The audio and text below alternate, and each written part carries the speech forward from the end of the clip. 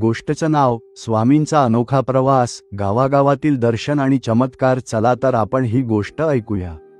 अक्कलकोटचे श्री स्वामी समर्थ महाराज नेहमीच एका ठिकाणी स्थिर राहत नसत. कधी जंगलात, कधी एखाद्या ओसाड रानात, तर कधी गावोगाव भ्रमंती करत ते भक्तांना दर्शन द्यायचे. एका गावात स्वामी पोहोचले.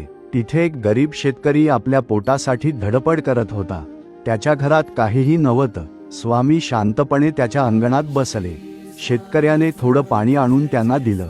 स्वामींनी त्याला म्हटलं, उद्यापासून तुझ्या शेतात कामाला जा.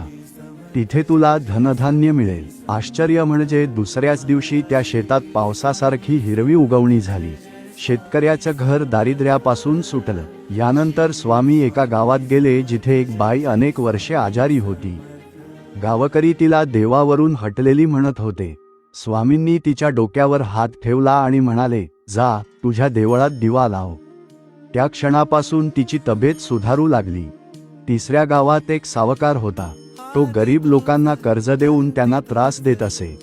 स्वामी तिथे पोहोचले आणि त्याच्या अंगणात भिक्षा मागितली. सावकार हसून म्हणाला, माझ्याकडे तुझ्यासाठी काही नाही. स्वामींनी शांतपणे अंगणातल्या मातीला हात लावला आणि माती सोनं झाली.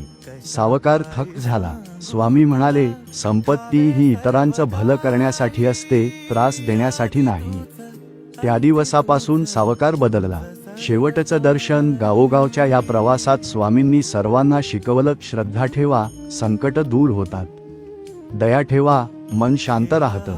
संपत्तीचं दान करा, ती दैवी होते. अशा प्रकारे स्वामी समर्थ महाराजांचा अनोखा प्रवास भक्तांना जीवनातील सत्य शिकवत राहिला.